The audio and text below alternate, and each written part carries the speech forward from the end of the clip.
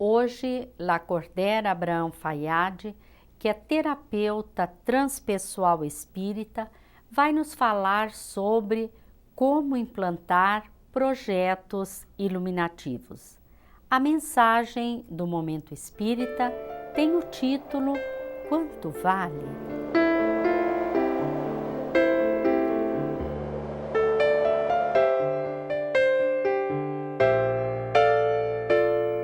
Você já conseguiu realizar um projeto iluminativo? O que é um projeto iluminativo? É sobre este tema, como implantar projetos iluminativos em nossas vidas, que vamos falar hoje. Está conosco Lacordaire Abraham Fayad, que é presidente da Federação Espírita do Mato Grosso e terapeuta transpessoal, que vai nos trazer importantes orientações, reflexões sobre este assunto. Mas antes, vamos refletir com a mensagem do Momento Espírita. No mundo em que vivemos, a maioria de nós valoriza em demasia as coisas materiais. Nossos anseios giram em torno da ascensão profissional, dos lucros obtidos, das aplicações em fundos de investimento e em bolsas de valores. Esgotamo-nos em horas intérminas de trabalho, em demonstração de engajamento e dedicação, no anseio de conquistas poupudas em nossos salários. Idealizamos a casa, as viagens, os passeios, o carro, quem sabe um pequeno barco. Nossos dias, semanas e meses se sucedem em torno do angariar mais para mais usufruir. Naturalmente, como as conquistas se fazem a muito custo, tudo é zelosamente cuidado. Zelamos pela conservação da residência, da casa na praia, do carro, das joias. No entanto, de um modo geral, existem valores aos quais não damos maior importância, até o dia em que os perdemos. Assim, quando a morte como lei natural nos surpreende, levando um dos nossos afetos, sentimos que nos falta o chão. Quando chegamos em casa e não encontramos a bagunça, os brinquedos espalhados. Quando não temos mais o colar diário de 2 bracinhos em nosso pescoço. Quanta tristeza! Sentamos no sofá caríssimo que tanto prezávamos com desânimo. O entorno perdeu seu significado. A joia mais valiosa se foi. Aquela que somente deixou uma imensa saudade no cofre da nossa intimidade. A casa, tão rica de tapeçarias e cristais, jaz fria e quieta.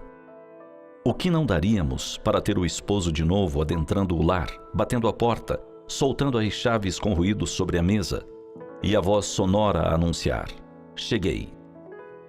Dentre tantos amores, um colo de mãe é ainda mais precioso, valor inigualável. E tantas vezes deixado de lado, porque nos sentimos donos do mundo, vencedores, seguros de nós mesmos. Contudo, quando a mãe adentra o plano espiritual, instala-se no coração dos filhos a carência e a saudade. Possivelmente ninguém melhor traduziu esses sentimentos do que a menina órfã que desenhou no chão, em tamanho natural, uma figura de mãe. Depois, deitou-se exatamente à altura do que seria o colo daquela mãe. Aninhou-se e adormeceu. Nada mais significativo do que a imagem que foi retida pela lente ágil de um fotógrafo. Colo de mãe. Quanto valerá no mercado financeiro? Colo de mãe que aninha, protege, transmite segurança, bem-estar. Colo de mãe quentinho, amoroso. Colo de mãe sem igual. Colo de mãe não tem preço.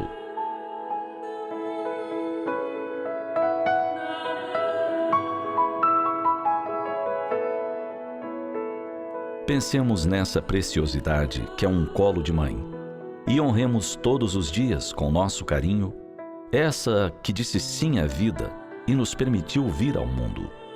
Amemos essa gema sem igual. Aproveitemos o colo de mãe sempre gratos, antes que a morte a arrebate dos nossos olhos. Porque então, somente pelos fios do pensamento, Poderemos ter a aventura do reencontro enquanto permanecermos por cá, em bendito exílio, na terra que o Senhor Deus nos permitiu habitar, crescendo para o progresso.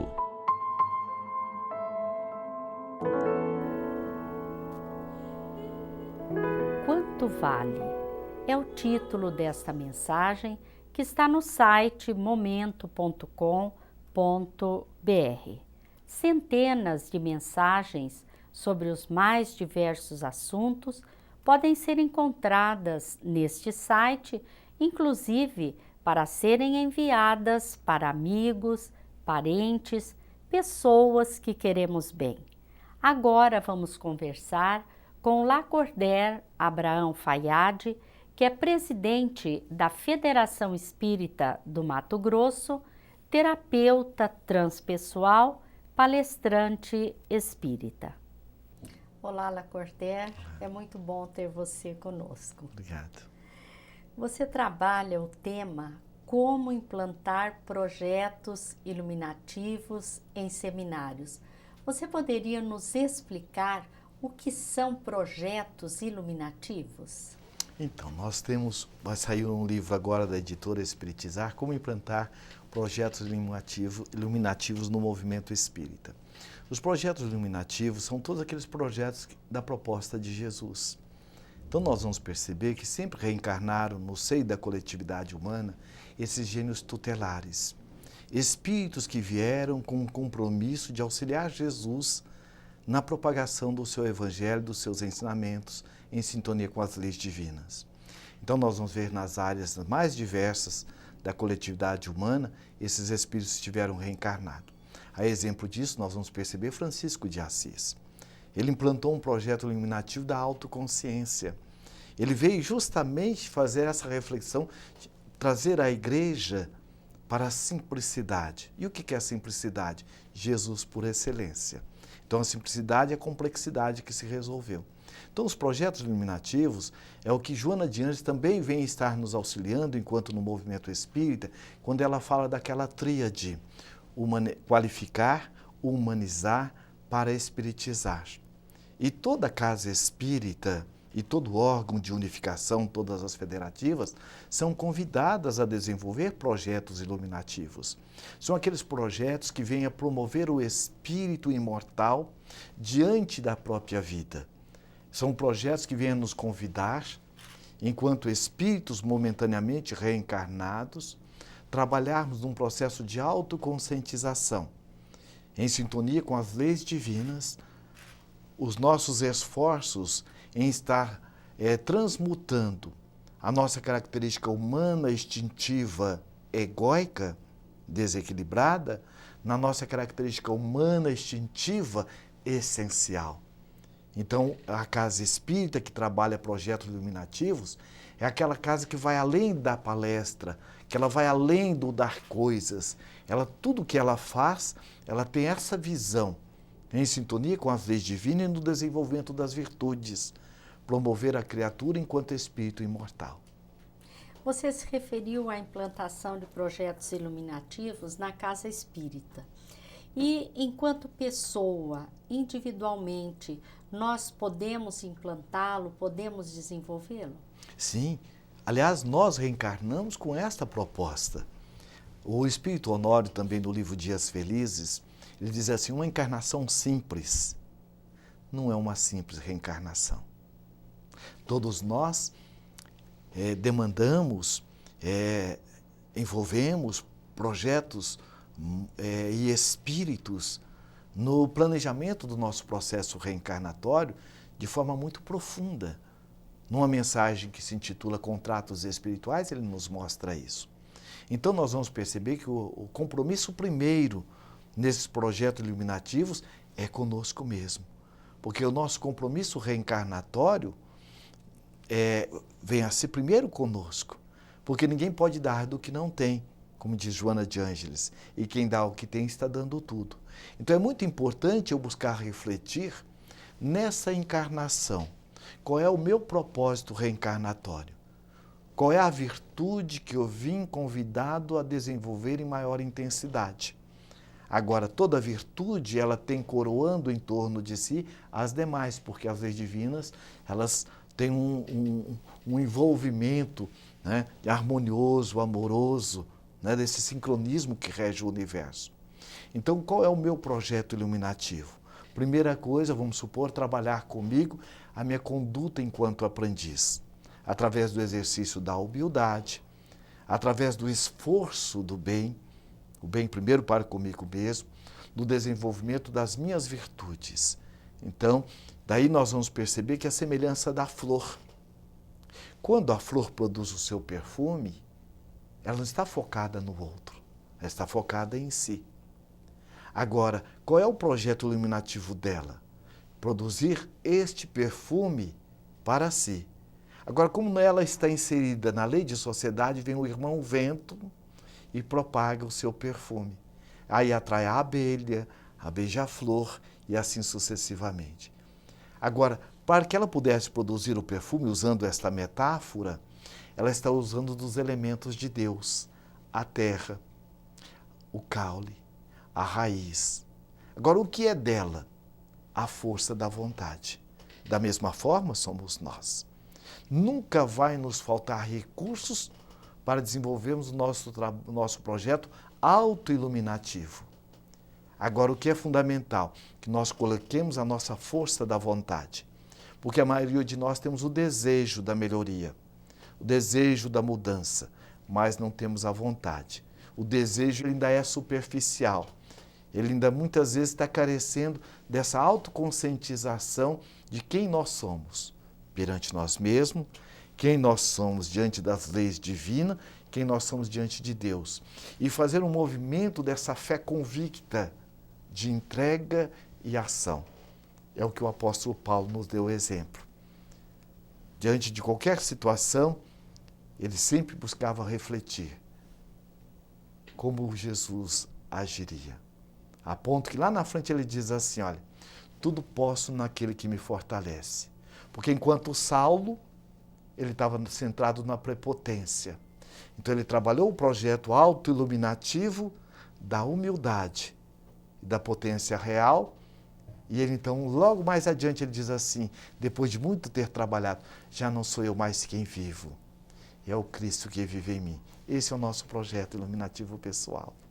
Então, para conseguirmos realizar um projeto iluminativo, já ficou bem claro que é necessário a vontade, né? É verdade. Algo mais na coisa? Sim, além da vontade, eu ter o conhecimento da verdade.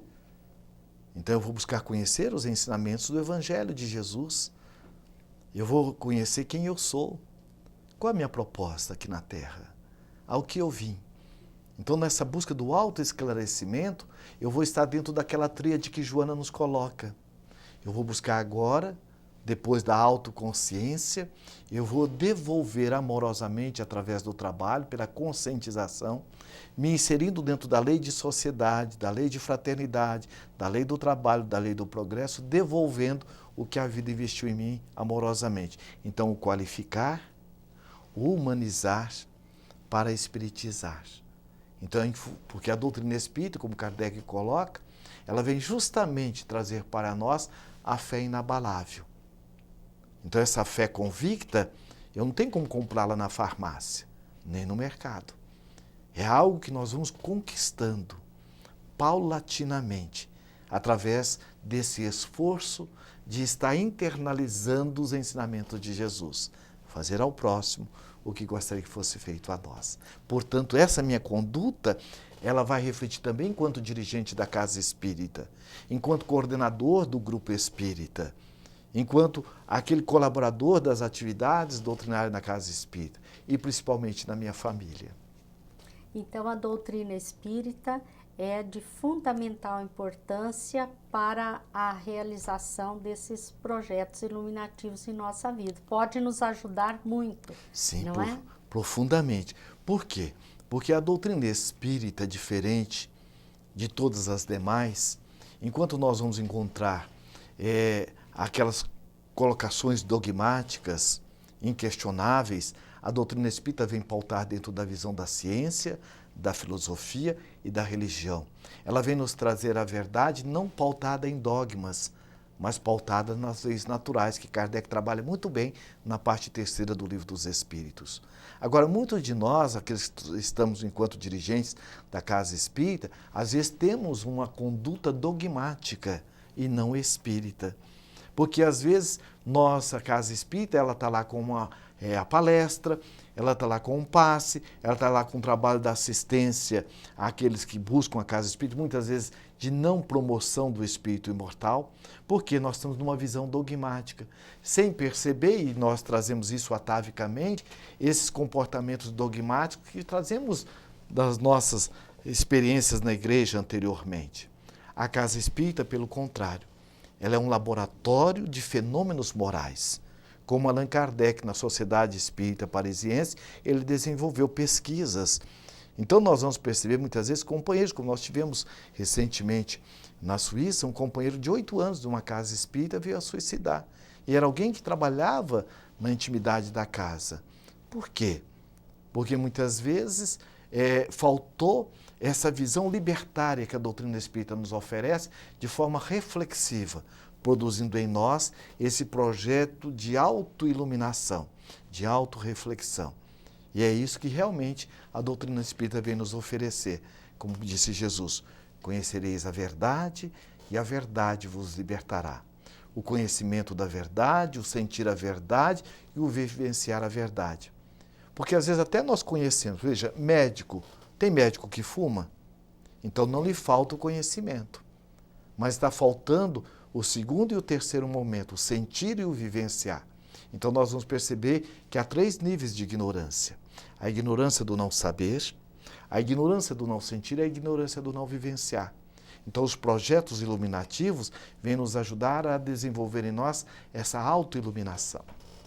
Em quais as áreas da nossa vida nós podemos implantar projetos iluminativos? No campo espiritual, como ela, Cordel? Em todos os projetos, em todos os ângulos da nossa vida. Nós somos um todo. Então, suponhamos que a minha esposa esteja reclamando que eu não dou atenção devida aos meus filhos, a ela. Eu vou fazer um trabalho de autoquestionamento amoroso comigo, conforme questão 919 do Livro dos Espíritos. Tem algum lugar em que eu sei ouvir as pessoas? Tem algum lugar em que eu recebo as pessoas com carinho? Eu vou perceber, tem na Casa Espírita. Então, qual é o meu projeto autoiluminativo? Eu vou ver qual é a virtude que eu já tenho conquistado aqui na Casa Espírita e vou fazer o esforço de aplicar em casa. Então, essa é a grande proposta. Divaldo, no livro Diálogo com os Dirigentes da Casa Espírita, da editora da USE, ele conta que ele foi passear, foi a uma cidade, e o dirigente da Casa Espírita, o levando, mostrou uma fila de pessoas que estavam em torno da Casa Espírita. Disse, está vendo, todos aqueles são meus pobres. Meus pobres. E quando ele adentrou, ele disse, está vendo aquela senhora? Nós cuidamos da avó dela, cuidamos da mãe dela, e agora ela está grávida, estamos cuidando dela e já tem um enxovalzinho da criança. Divaldo depois arremata dizendo, o companheiro estava equivocado. Realmente não estava numa postura espírita, porque a postura espírita é a promoção do espírito imortal. Se na área da promoção social espírita nós não trabalharmos o espírito em uma visão dele enquanto espírito imortal, porque Deus não erra, ele não reencarnou naquele meio de carências por acaso, e eu trabalhando para que ele, a partir da sua mudança, num processo de autoiluminação, ele muda a família. A família no bairro vai mudar ali o vizinho, convidar o vizinho à mudança. E de repente, olha o quarteirão, olha o bairro. Como já dizia Confúcio, ninguém toca numa flor sem comunicar-se com as estrelas. Então, quando nós nos autoiluminamos, o universo está se iluminando conosco.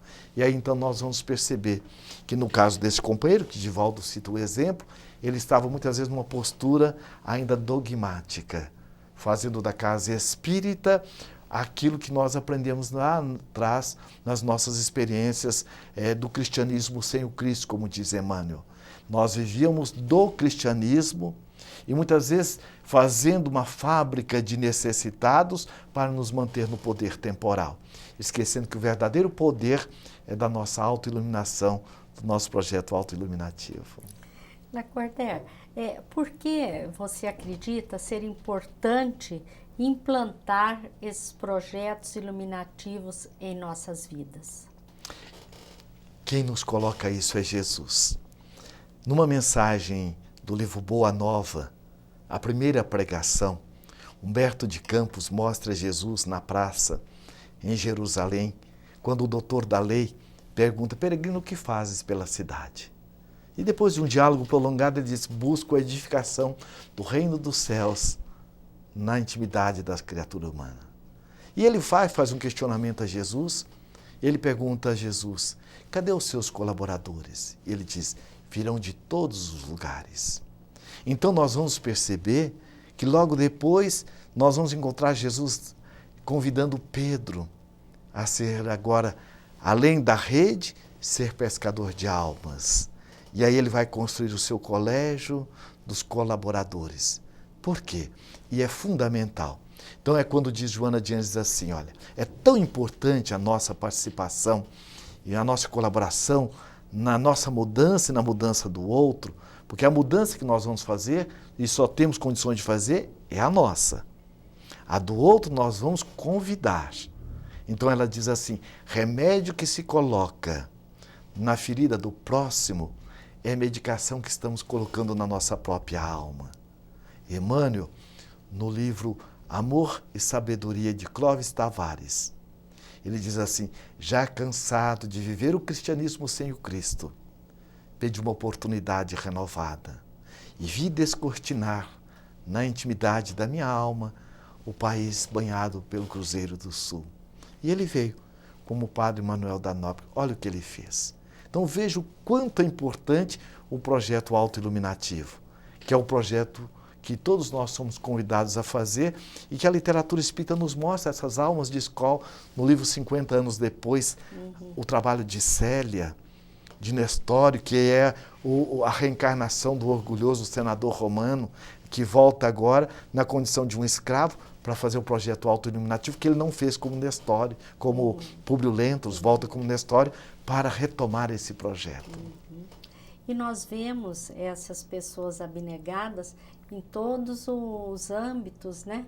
Não só dentro da doutrina espírita, nós vemos quantos abnegados aí implantando esses projetos iluminativos para si e contribuindo com a humanidade, não é? É verdade. São verdadeiros fenômenos morais.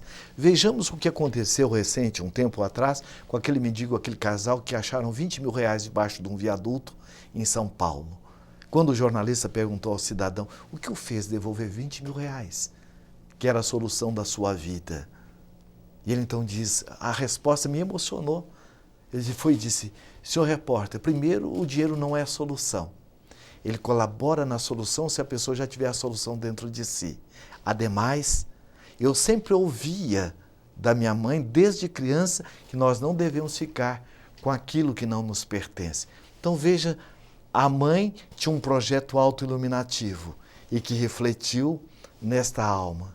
E aí nós vamos nos perguntar, por quanto tempo vai durar essa atitude da mãe? Pela eternidade. O que leva o Espírito André Luiz a dizer assim, o bem não tem vencimento. O mal que nós fazemos, esse é temporário, mas o bem que nós fazemos é pela eternidade. Então nós vamos perceber que quando você se autoilumina, o universo está se autoiluminando conosco. Por isso que é importante essa autoconscientização. E essa é a grande proposta da doutrina espírita. Fé inabalável só o é. Aquela que é capaz de enfrentar a razão face a face em todas as épocas da humanidade, nos diz Kardec. Então o projeto autoiluminativo é essa fé convicta. Lacordaire, muito obrigada pela sua participação. É muito bom receber você com tantos esclarecimentos que você nos traz. Eu que agradeço com muito carinho a você e a todas essas almas irmãs que estão nos ouvindo. Agradecemos a todos vocês também que sempre estão conosco, nos assistindo, acompanhando este programa. Esperamos tê-los sempre conosco. Muita paz a todos.